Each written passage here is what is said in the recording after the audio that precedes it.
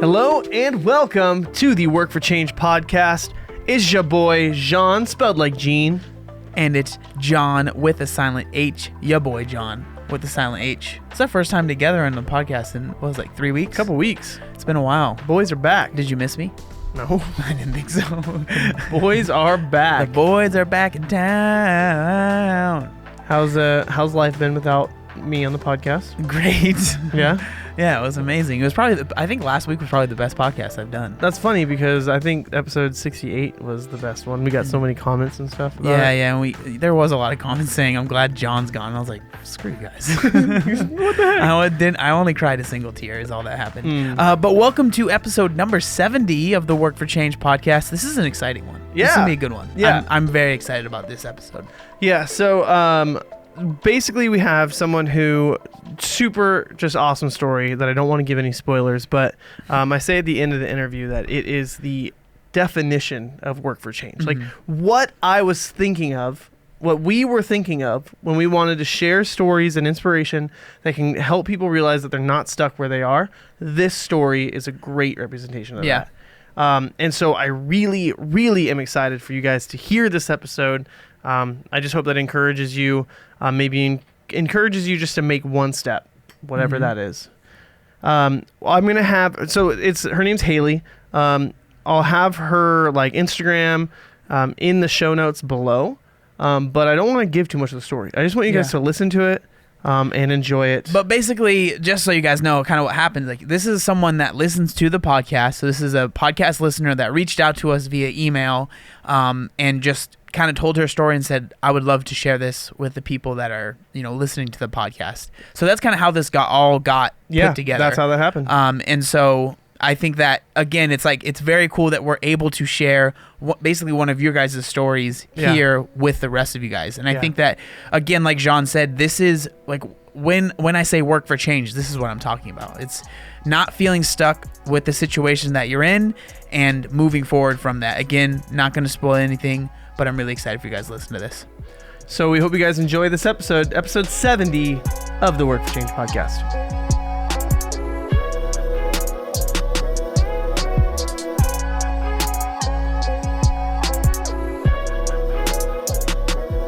Okay, so welcome back to the Work for Change podcast. We have with us Haley. Hello, Haley. Hello. Hi, Haley. Hi. Thank you. Thanks again for being willing to be a part of our podcast, our very professional, very business-oriented podcast. We really appreciate it. No, thank you so much. I listened to your podcast, so this is really exciting for me. Oh, very cool. Yeah. We're sorry. Hopefully, yeah, exactly. Hopefully we don't disappoint. Pressure is on.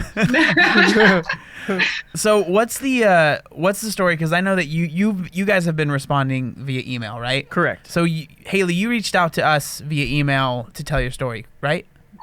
Yes. Yeah, and so since, like I said, we're business, we're professional, it only took us about a month to reply to her. Dang, we're killing it, man. I know. Killing the game. So again, thank you so much for your willingness to work with us.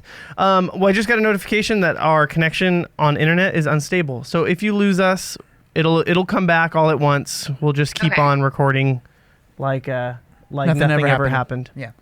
Okay. Awesome. So just to jump right into it, you want to tell us a little bit about your story, the story you sent us through email, and then we'll kind of start the conversation going from there. Yeah, sure. So I always say that I usually would start my story about 5.5 years ago. That's when I first started CrossFit and really started my weight loss journey. But over the years, as I've kind of begun this transformation, I've kind of sent my story back even further. So to childhood. Yeah. Because that's really, truly where most of my issues with weight gain and all of, emotional trauma and everything, that's where it started. Preach it. Yeah, we both can. Yeah, We're broken. Right. Yeah, we're all broken here. Yes, awesome.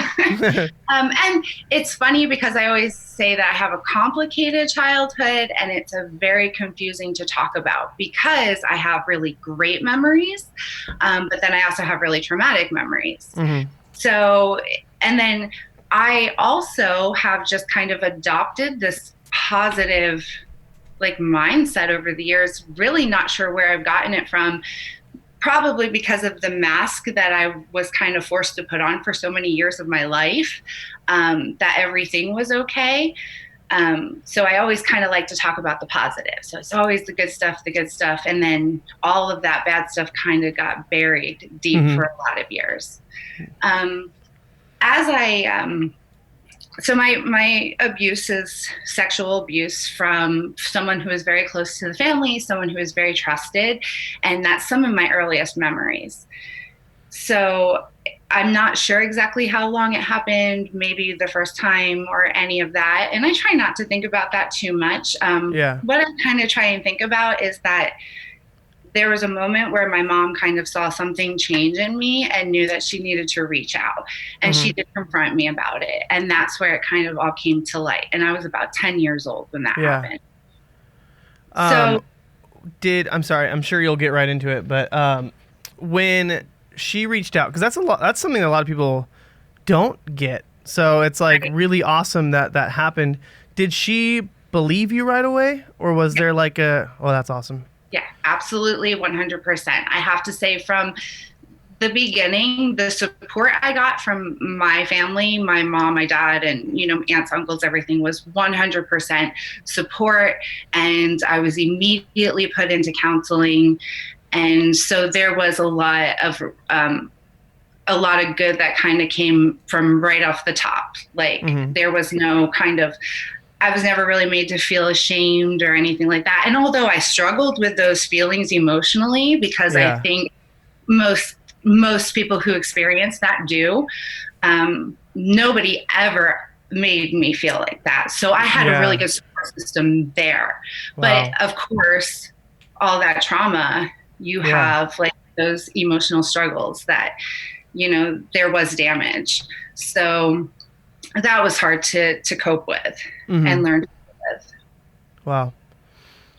So, I mean, and a lot of that, I didn't make good choices. So I think after that, while I got put into therapy right away and, continued to still have good memories, good family vacations, and a good support system there, I was also bullied in school for being overweight. So I'd say really between the ages of 10 and 13, while the abuse stopped, it was probably the hardest years of my childhood because I was dealing with all of those emotions that I was suppressing for so long, while on top of starting to kind of integrate into like middle school and high school. And so kids were becoming mean, and middle schoolers are terrifying. Oh my gosh. They still scare me.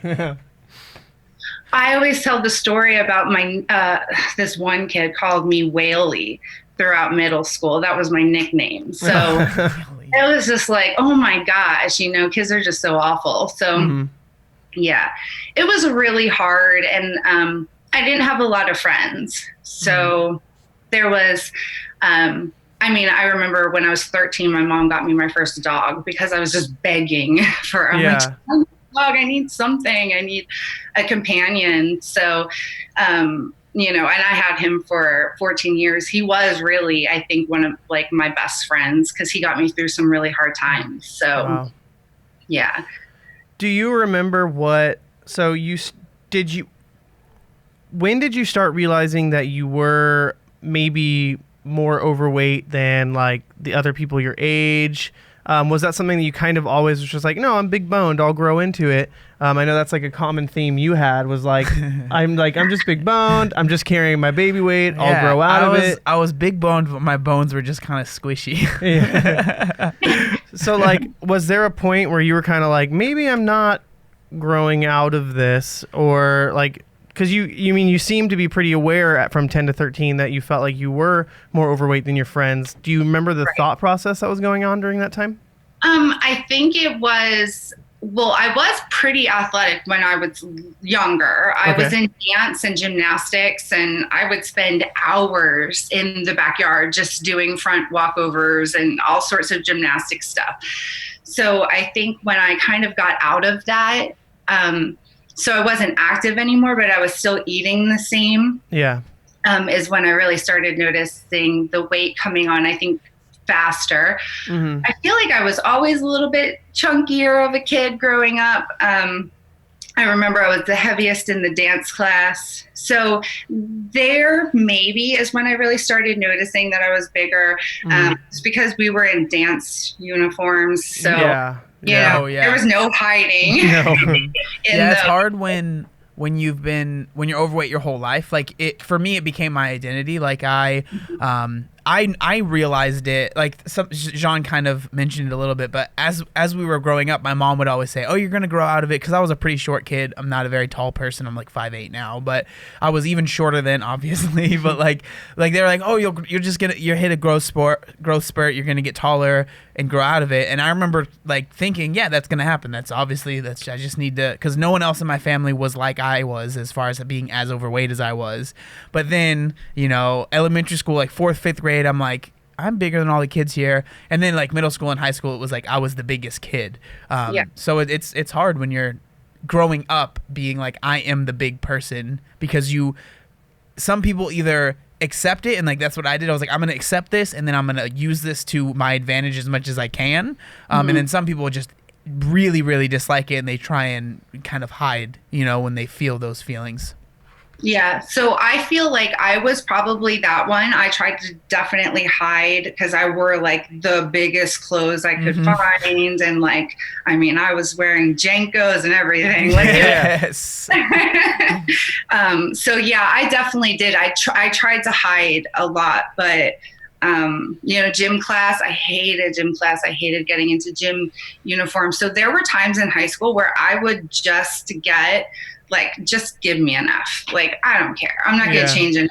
Like, so it got pretty bad because I was a little bit defiant when it came to that kind of stuff because, I was like almost so embarrassed about my weight. I was like, don't even force me. I would fight it to kind of stay hidden. And I think even up until recently, within the past couple of years, like even going to the gym in clothes that I feel comfortable working out with because it's hot outside, like a tank top or shorts.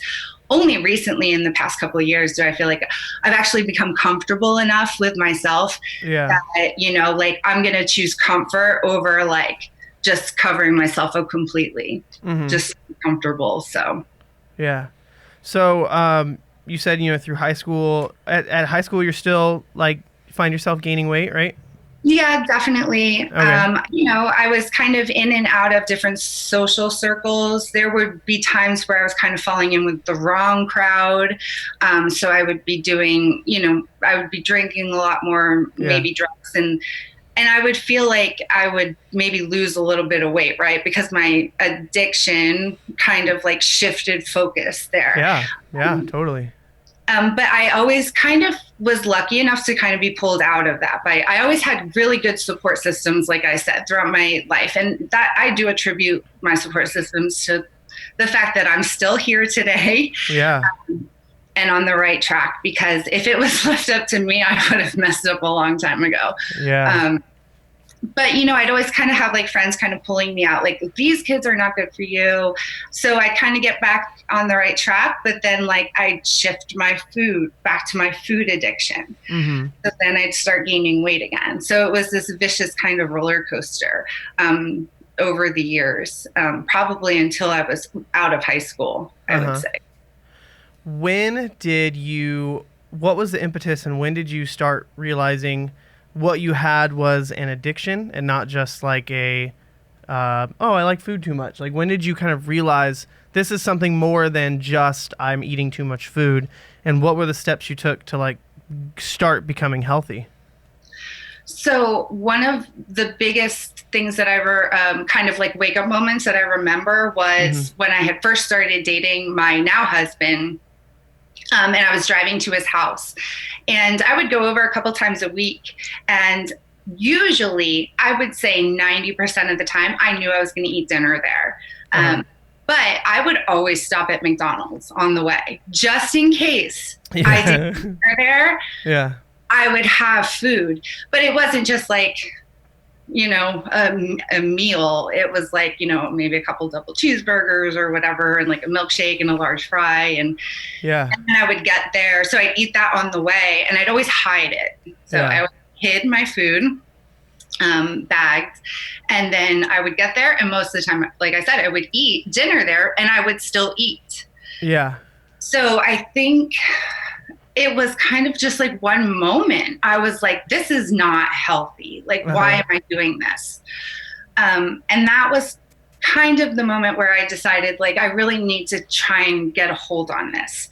And I was 18 then. So, and I'm going to say 100%, it took a long time for me to get to the point, you know, where I really say that my healthy journey to weight loss started, which was about 5.5 years ago. Because from that moment on, I went through like just vicious cycles of like starving myself and then binging, and then just diet pills and just awful things that I tried to lose weight over the years. But that was that specific moment. Yeah. What, where were you getting from that moment you talked about to about 5.5 years ago, where were you getting your source of information in that time? Was it just like online articles or health and fitness magazine? Like, not to call anyone out, but podcasts. Yeah, Work for Change podcast. No, we weren't around that long. I would say probably the general information I got was from, TV and fitness magazines, depending on whichever one I was reading at the time.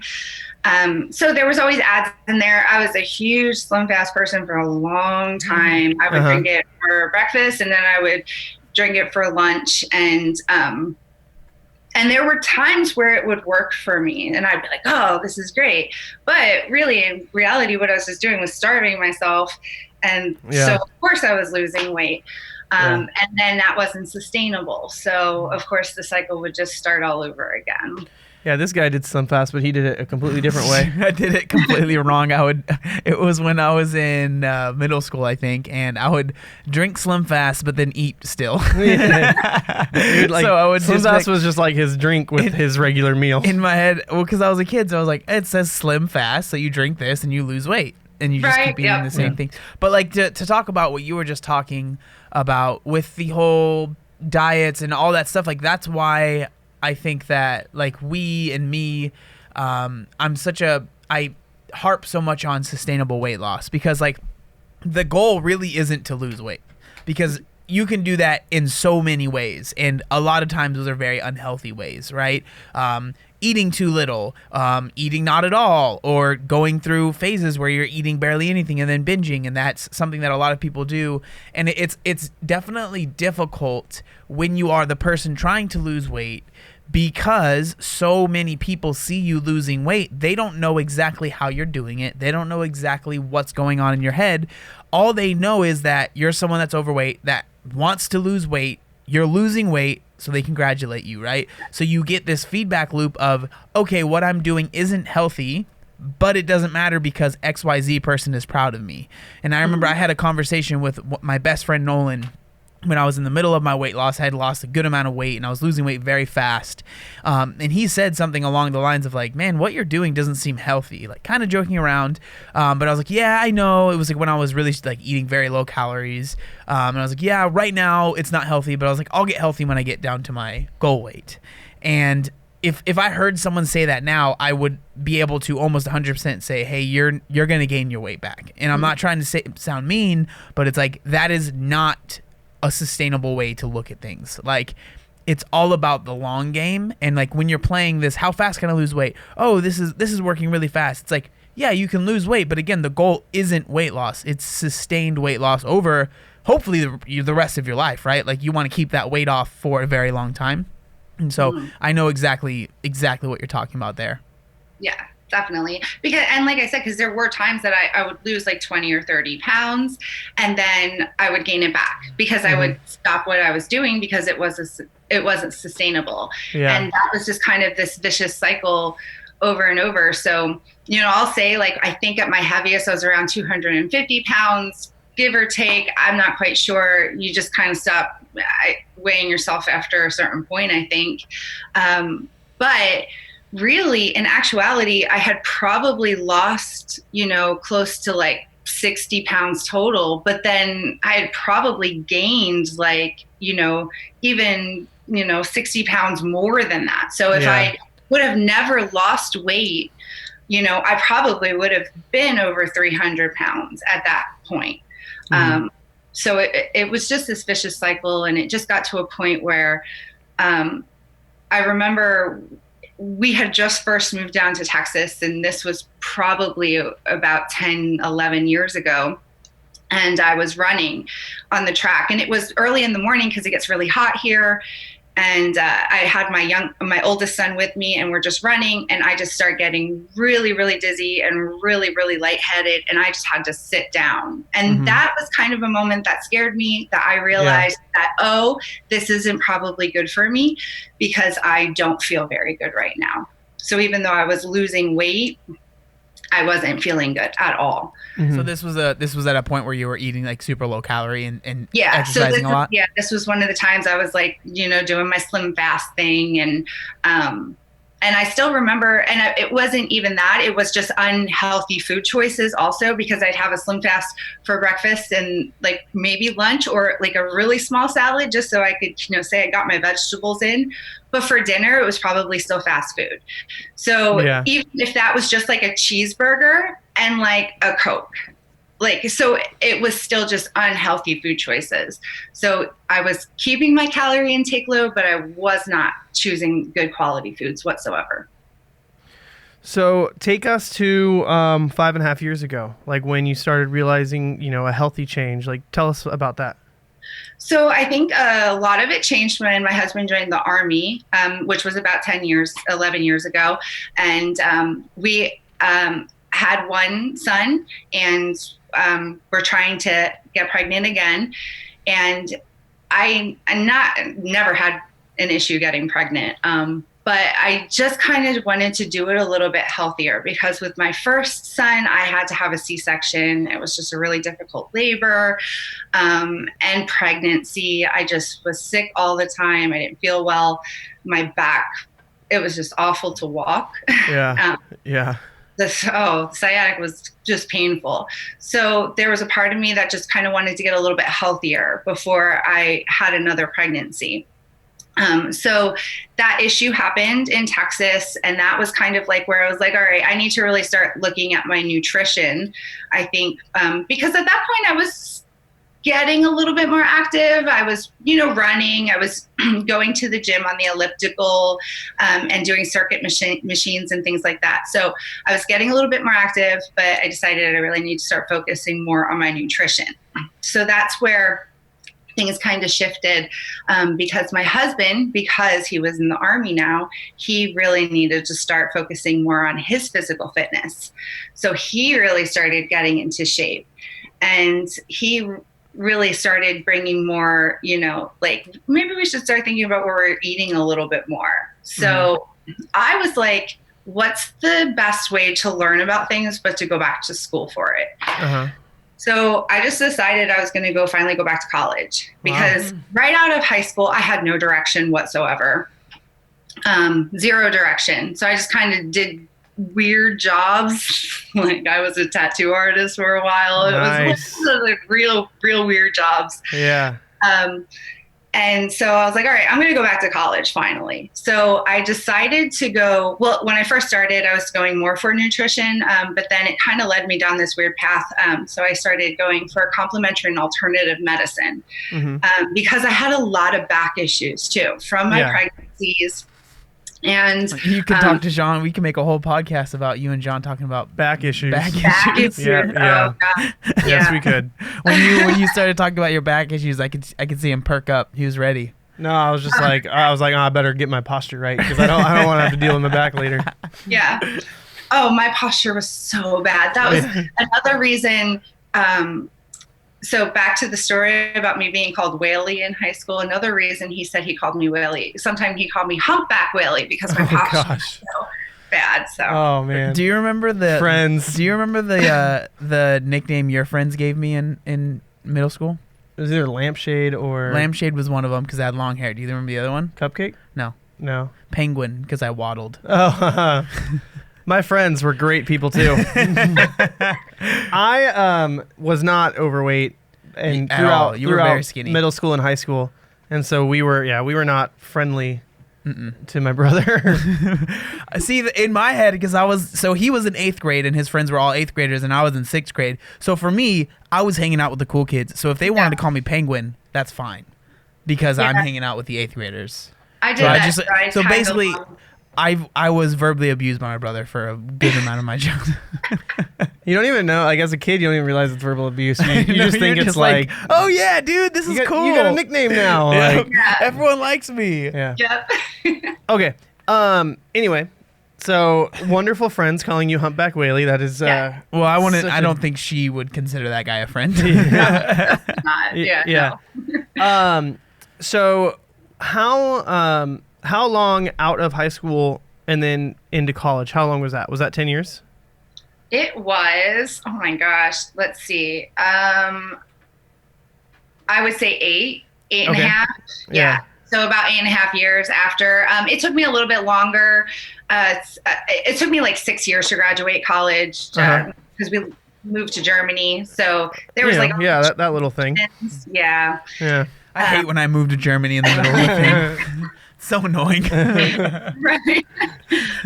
But yeah, when I first decided to go back to school, it was about 8.5 years. So That's that awesome. was when I really started. One of the first classes I took was a food politics class. And it was just like, whoa, this kind of blew my mind. That's where I kind of learned about like sugar and everything like that. And wow. so a lot of it was just kind of just eye-opening, that what we were just kind of consuming and just really had no education on it or idea about what we were consuming. Yeah. So that was really when we first started kind of trying to change our diet and focusing more on, cooking more whole foods and just healthier meals. We did kind of go into like full paleo gear, like mode for a while when we first got CrossFit train. Yeah, makes sense. Yeah. I do think that was good for us because it did help me anyways kind of learn to, because I was a big sugar freak. I would sugar in my coffee all the time. I didn't think I could drink coffee without sugar. And then I was like, oh, what am I going to do? So I can't drink coffee without stuff in you it. can't. Can't do it. I can't do it. I don't care if anyone makes fun of me. I cannot drink hot brown bean water. I can't do it. Well, I put milk in mine. I cannot drink it. Okay, see, at least there's people that drink it black. I think personally are psychopaths, but it's fine if you do. I'm not hating on you, but I think you're a psychopath. I always have to make the caveat that I can drink it black, and I do enjoy it black. He's lying. But my preference is with creamer. How percentage-wise, how often do you drink it black? Like if I'm going to a new coffee shop, I will try their coffee black. So you'll take one sip of it black and you'll be like, oh, okay. No, I'll drink the coffee black to like get an idea of what their coffee tastes like. But then if I go back, I'll probably add stuff to it. Okay. Anyway, back to you. Sorry. I cannot drink it black. Nope, it's too bitter. I can't handle it. So, but I mean, it was just, I think it was a little bit eye-opening for me, just to see where we were eating and then kind of finding that shift. And then I think over the years we've kind of found a nice like middle ground and more realistic of like for what's going to work for our family. Yeah. But I think nutrition from the time I started college until now, it's been a good 10-year journey for me. And that a lot has to do with also like my addictions. So that was really, really hard to kind of get over the binging and even because I like to tell the story about when I first started going to CrossFit. I still would stop at Popeyes on the way home from the gym every single day. I was like, all right. Earn me some fried chicken. All right, here we go. Yeah. Well, because when I first started going, I had all this extra weight to lose. So even though I still wasn't eating the best, I still, I was still losing weight. Yeah. And then it kind of got to a point where it was like, all right, guess what? This isn't going to work for you anymore. So I had to kind of try things up. But it definitely was a journey. And I think it's still a journey. We're still trying to figure out what works for us because we have a 14-year-old and a 9-year-old boys in our house. So a lot of the foods that we make, they're just like, because they are picky. Nah, dude. What's that green stuff? No. Yeah, no, thank you. Yeah. So when did CrossFit enter into your health and fitness journey? Yes. So this is my favorite story to tell. I don't know if it's my husband's favorite story to tell, but he tried to get me. It's definitely not his favorite, I can tell already. He tried for years. I think like 2 straight years he tried to get me to go to CrossFit. And I was just like, no, that's insane. Because I saw what you did. Right. And I was like, nope, not happening. And I was surrounded by a lot of military people who were in very good shape. So seeing all of them, it was like, whoa. It's daunting, man. Mm-hmm. Yeah. So during the deployment, a bunch of the wives were like, well, let's go try this CrossFit gym that's in town. And basically dragged me with. I was like, I've tried, because I went on the whole spiel. I was like, I've tried everything. Nothing works for me. Like, I was like, I just went on the whole spiel. But we went, and there was even a bet to see who would quit first, and everyone bet on me. So nice. Yeah. Which was funny because I would kind of like had the assumption that I was going to hate it when I went in there. But it was like just right away, I just loved it. It was nerve-wracking too because it was in Germany, so it was a different language. But we kind of reached out. The owner was American. He just lived in Germany for the past 18 years or whatever, and his wife was German, and some of the coaches, one was German and one was an American who retired out of the military and stayed there to coach. So it was a really good kind of. There was no language barriers. I felt really comfortable, and it was just the first time I had the kettlebell in my hand, I was like, oh, this is really cool. I loved it. We did a lot of kettlebell stuff over there, but it was really, I just really, really enjoyed it. So I'm just curious because one of the questions that I know I get a lot, and I'm sure Jean gets a lot of, is like, I want to try CrossFit, but I'm nervous, or it seems scary to me. So like, if you could, is there anything that pops into your mind that because you said you've tried everything, nothing works, but for some reason CrossFit was the thing that got your attention and it seemed to keep it. Was there anything that someone said, someone did? Is there anything that you can think of that comes to your mind that was like, that's why this works for me, and that's why I wasn't so super scared and I was able to get over that relatively quickly? Yes. So I'm going to give the biggest shout outs right now to my coaches. I still call them my coaches. And I haven't lived there for like 4 years now.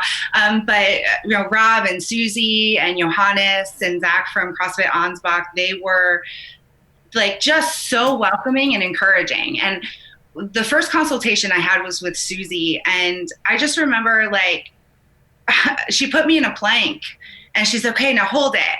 And I held it for like maybe 10 seconds before I had to drop out of it. And she's just like, oh, you're so strong.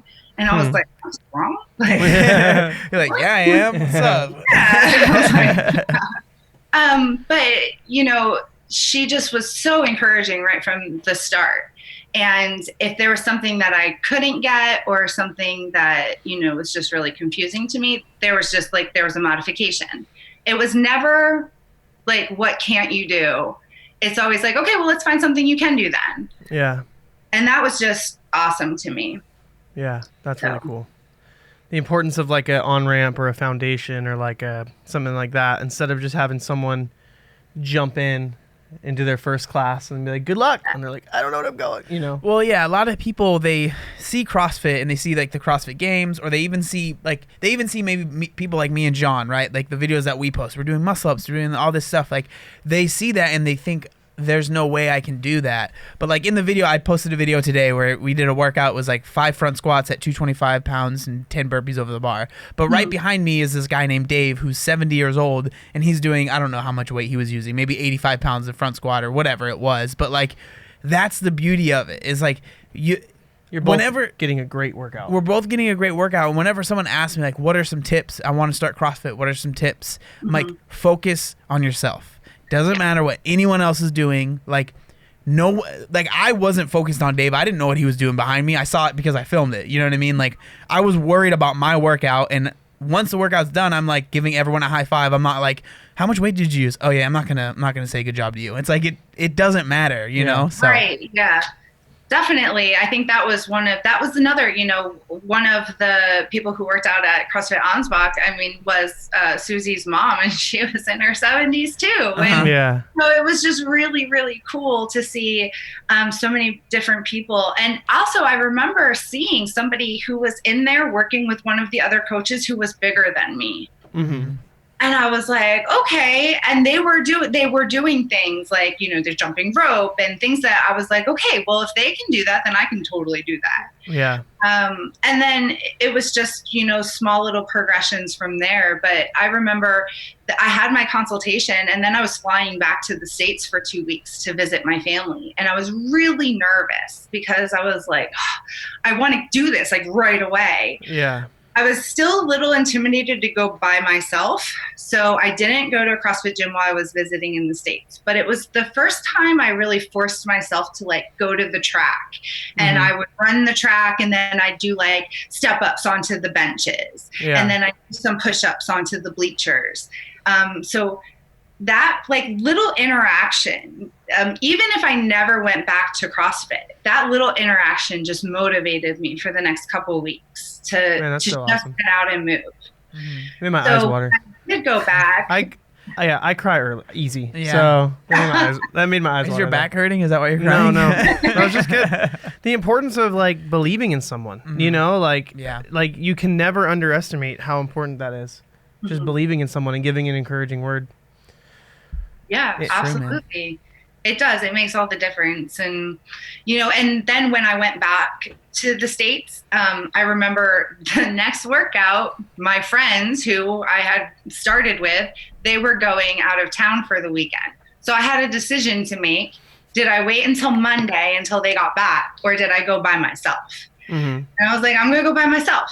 I'm just going to do it. I met the coaches. I felt comfortable enough. And so I showed up. And it was a partner workout. So right away, I'm already dreading it. Yeah. Because I'm like, great, now I'm going to hold my partner back. And it was panic breathing. I'm not sure if you're familiar with that one. No. But one partner is on the rower, while the other partner is holding a double kettlebell front rack.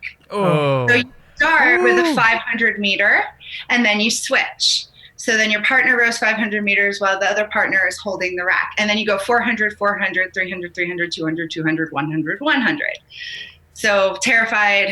I'm like, great. So now I'm like, my partner is relying on me to row that fast enough so she can put those kettlebells down. Yeah. And I was just so terrified. And I just like after the workout, like everyone's just high-fiving, and we were definitely the last ones done. But she was just so encouraging to me that I was just like, I was so proud of myself that day for going one by myself. Yeah. And that's huge. It was just, I never felt like that before in a workout. And so I was just like, from that moment on, like I dove right in, like head first. I was like, it was, and from that moment, I never stopped. I very rarely missed a day.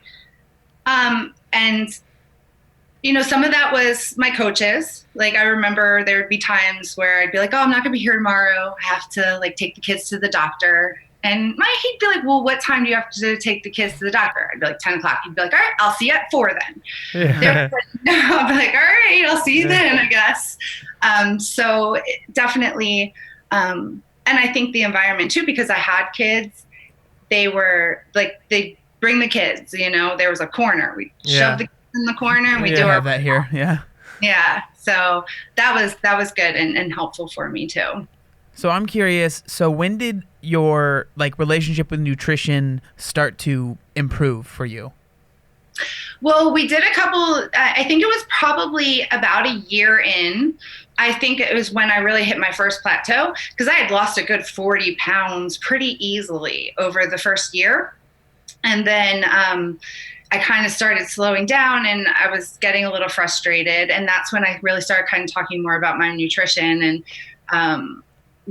I remember every day I would go grocery shopping, I would still get one of those Starbucks Frappuccinos and a Ritter sports bar. Nice. And I was like, it's a sports bar, Yeah, it has to be good. And it's a Frappuccino. It's coffee, You gotta stay caffeinated.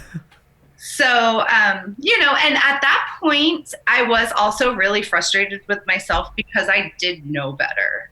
Because I had been in college for a little while yet. And so, and we were working on our diet. And for the most part, it was fairly good. We were cooking most of the time. But I still had these kind of things that I would do and then hide. And I knew that was an issue. Yeah. And as I kind of started losing the weight too, there was also kind of this other part that started coming to the surface from kind of my childhood. So now it was now I got to kind of figure out why I'm doing the things I'm doing, because I know better now. Yeah. Now I'm educated and I can't really blame it on that. So now what do I do? And that was kind of where the healing kind of started taking part, that emotional healing. And then I always kind of say it's where my two parts of me kind of met themselves, because I had this really positive, bubbly, outgoing person that everyone saw on the outside. And then I had this really broken person, right? Yeah. That was still on the inside that I hid from everybody and nobody kind of knew about it. But if I was going to ever heal, those parts kind of had to come together and meet. Totally. So that's kind of really where I started.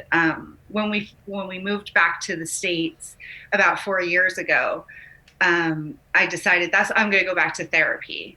So therapy has been really helpful for me to kind of learn that, the thing that was done to me is not a part of me. Yeah. And that's been really encouraging. And then learning other kind of tools to find that replacement for food. So when I am feeling those emotions, choosing something else besides food. And fitness, CrossFit has really been good for that too. Mm-hmm. It has been a really good release. Yeah. It's my favorite place to go when I'm not feeling good emotionally, is to go to the gym. So. Yeah. I mean, having the night, when you're in a low mood or a weak mood or you're not feeling your best, something as simple as just sweating, getting your sweat on, but then also a community. And so I think those two things by themselves are great. So the beauty with CrossFit is it's built into the fitness is the community. It's been huge for me too. I have talked about going to therapy forever, about wanting to. Only within the last month I've actually started going. And it's just having someone who is your ally who just believes in you for no reason. They just believe in you, and it's and they help you kind of see things and process things. And it's been the one month I've been in, and it's just it's been so eye-opening and so changing, and understanding the why and seeing past that for some reason your brain just won't see. Yeah. They're just have you thought about this? And you're no, I haven't. So it's been really cool. Yeah. I loved what you said about what happened in the past happened to you, but it's not who you are. I think that identity is a huge thing just in life in general. But when it comes to wanting to, we're talking about health and fitness, wanting to make a change, when your identity, we kind of talked about earlier, is I'm the fat guy, it's hard because you feel like, no, I can't lose weight because that's who I am. Like, it's me. And when you take a step back and be like, no, I'm John that happens to be overweight. It makes things a lot easier. And that's something that I've learned in my journey as well. Like, just because you were something or something had happened to you, it doesn't mean that it's who you are and who you have to be for the rest of your life. Like, you don't owe it to anyone to stay that way. Yeah, absolutely. I used to identify myself a lot. I would always hear, one of the things I heard the most from everybody, and mostly like family members who love me and care about me, was like, well, you have such a pretty face. Like, I would always hear that. Oh, you have such a pretty face. So one of the things I did, you know, in my like angsty years when I was so angry at the world, was I went and got doll face tattooed on my knuckles. Nice. Yes. Because it was always like, so now I have this tattoo and I'm thinking, okay, well, there's a part of it that's because it was kind of like a, you know, well, hey, this is how I deal with that, you know, because saying you have such a pretty face, it's like an offhanded compliment. So that was kind of my way of dealing with it. It is this kind of thing I have now for the rest of my body, or on my body for the rest of my life. So I always say, you know, I could carry it as kind of like a weapon, like it was intentionally used for, but I always kind of spin it now a little bit more, and I make it's a part of, you know, my story, but it's not who I am anymore. So exactly. Yeah. That's awesome. And then, you know, we can get into the whole Brene Brown world of, you know, guilt versus shame. You know, guilt is I messed up. Shame is I am a mess up kind of thing. And it's like being able to distinguish between those and recognize that you are not your mistakes. You may make mistakes, or you are not what has happened to you. Absolutely. Okay, so your story's not over though, because you have. I mean, obviously you're here right now, like that morbidly, yes, but like, you're not dead yet, so we got to keep talking. But you come back from Germany. Yes. CrossFit made such an impact on you that you just made the decision to get your level 1 and open your own gym, right? Absolutely. Yes. Yeah. So talk about that a little bit. Yeah. I actually originally started going, at first I was like, okay, well, I'm going to go into yoga teacher training because I was still kind of nervous about going to get my level 1 because I had only been doing CrossFit for about 2.5 years at that point. And I still was not in great shape. Like, you know, I was a lot fitter than I had ever been before in my life, but I still didn't feel like I kind of had the confidence to lead other people into fitness. But yoga, I was kind of always really flexible and just naturally kind of good at it. And must be nice. I can't relate to that at all. Must be nice. You just show it off. Why don't you? But so I started going through my yoga teacher training, and then I graduated with my 200-hour yoga teacher training certificate and started teaching yoga. But as much as I love yoga for stretching and flexibility and even mindfulness, it's great. Yeah. I fit in better with the CrossFit community, and I wanted to really just bring yoga to the CrossFit. We're all messed up here. Yeah. We're all broken people here. That's why we put ourselves through this type of workout. So that was my goal originally anyways with getting my yoga certificate, was to teach more in the CrossFit community. But then, you know, I just kind of, we were members at a couple of different CrossFit gyms, and they were great, super competitive though. And I think, you know, that was kind of a different level than where I was at the time. And I just wanted to help people. I just wanted to, you know, I noticed that there weren't certain people that were coming into the gym, and I think it was the people who probably needed it the most. So my husband and I just we moved, then we ended up buying a house, so we moved across town, and there weren't really many CrossFit gyms where we were. So we were just kind of thinking about it. He already had his level 1. He got it while we were in Germany. Oh, wow. Nice. So he's like, let's just do it. Get your level 1. We'll just start kind of training people in the neighborhood, because we were the crazy neighbors who were CrossFit out of their garage, Nice. carrying barbells down the sidewalks, all sorts of stuff. So we had some neighbors who were interested. We were training a few people out of our gym. And then one of our friends who Joe deployed with, and we trained with them in Germany, they also lived here. So we kind of started talking about opening up a CrossFit gym together. They were our business partners. They helped us kind of get it off the ground. They ended up moving away when he retired, but we definitely wouldn't have been able to do it without them. So yeah, we ended up, getting CrossFit level 1s and then opening up our gym in 2006. No, 2000 and what year is it? 2018. Okay. Yes. Nice. So yeah, it's been really exciting. And then on top of all of that, I did end up graduating. And then I went for my 500-hour yoga teacher training certificate. So I completed that. And then I was like, well, I'm not done yet. So I decided to go get my precision nutrition level 1 certificate. Yeah. That was extremely important for me to bring into the gym because it is such an important part of weight loss and health and fitness. Yeah, absolutely. So, yeah, having that and was just really, really important to me also.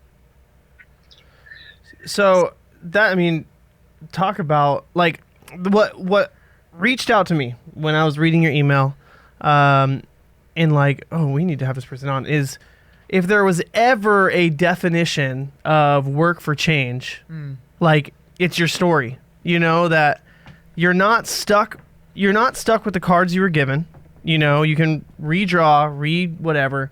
And you just through hard work, through consistency, through over a long period of time, it doesn't mean you're 100% perfect, but just you're consistent over a long period of time, you can change your life circumstances and situation. And here you are, you know, a couple years later from wanting to start fitness, and you're owning a gym with your CrossFit and precision nutrition level 1 certificate while you are a 500-hour yoga teacher. Like, it is just so encouraging and awesome. And to, you know, especially even saying like 8 years out of going into high school, you decide, you know what, I'm tired of this, I want to go to college. Like, all these things together is that you just decided that you were not going to be the amalgamation of things that have happened to you, but that, I don't know, I love it. I love your story, and I think it's so encouraging. Mm-hmm.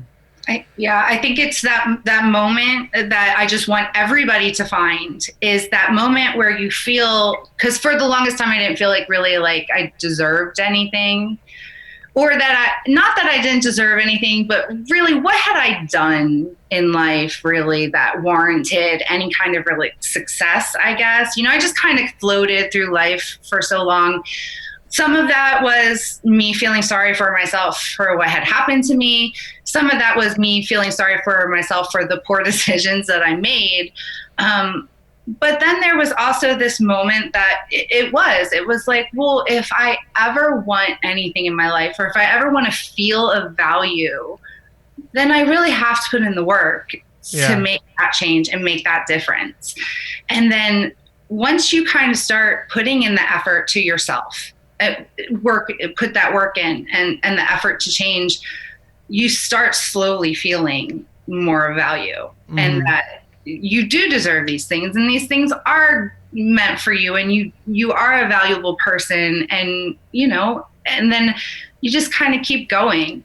So I feel like that one jump start, and whether that was, you know, me jump starting myself by just sucking it up and going to CrossFit with my friends, whether that was, you know, my coaches giving me that, just that one sentence of encouragement that just kind of started it all. I can't, you know, narrow it down to one specific moment, but that culmination of moments is what really just kind of jump started that whole process to where I am now. And sometimes I can't even believe it.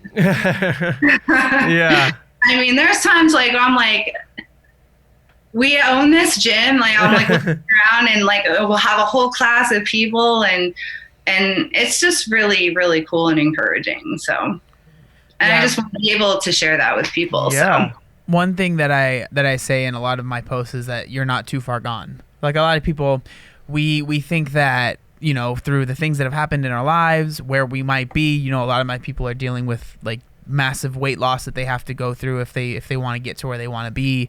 They think, well, you know, that's just too much weight to lose. Like I'm too far gone. I can't do it. And I'm like, I just interviewed someone on my channel that has lost almost 400 pounds. You know, like, not to sound like a creepy stalker, but I totally watched that episode. Yeah. It was and it's like, if someone like, and yes, like some people might be like, oh, well, he got weight loss surgery. When you're that big, it's almost necessary. I've learned over the years, but like if someone can do that, you can lose 20 pounds, 50 pounds, whatever it is that you need to do.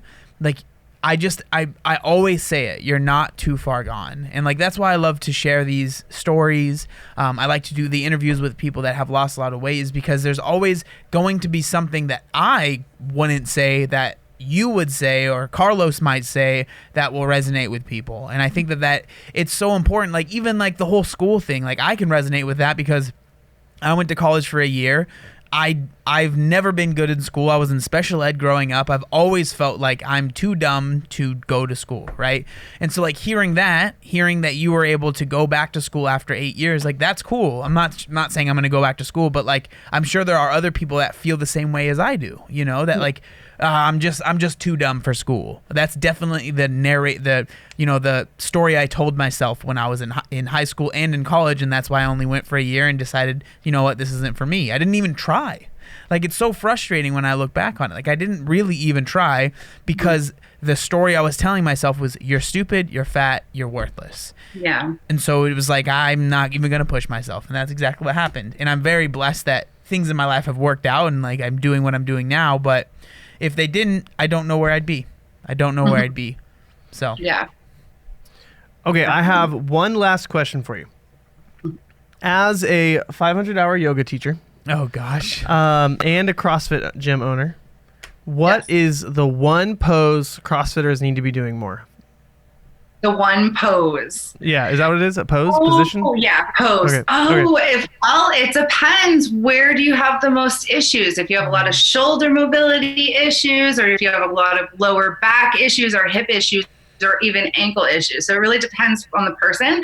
But the one pose that's probably going to be best for all of those is child's pose. And you can do an elevated child's pose. So if you're not getting enough stretch through the shoulders, you can get a foam roller and you can put your hands up on the foam roller. And if that's not enough for you, you can even get a box and you put your hands up on the box, and that's going to allow that head to fall through. So you're going to stretch out the shoulders, you're going to stretch out the lower back, and you're going to stretch out the hips all in one. That child pose is the one with your legs are like, you're like kind of trying to put your butt in between your legs kind of thing? Yeah. And then your hands are... And then you reach your hands overhead, yep. Oh. So yeah, for me, child's pose is like, my shoulders are pretty mobile, so I definitely feel like I need to elevate them, but everything else is like, this is so hard. My hips and ankles and like everything doesn't want to be here right now. Yeah, I've just been trying. So in the morning I wake up and I brew coffee the French press way. So it means I have to you know, boil the water, steep it. It's fancy. Yeah. So that's my morning stretch time, and it's like somewhat limited. So typically I'll just do like, you know, dragging hamstrings or whatever. But yeah, some child's pose. I need to put that in my life. There you go. That's always a good one. And always downward facing dog. I always, to stretch out the strings. Oh yeah. And calves. Those two. Yeah. Those two that would be a fatal combo.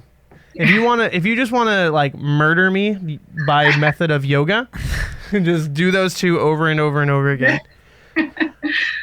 Okay, well, Haley, thank you so much for being on this episode. It honestly, like, I really feel like this is gonna encourage a lot of people who see themselves where you were, and just see that just one step after one step consistently, you can make a serious change. Mm-hmm. So thank you.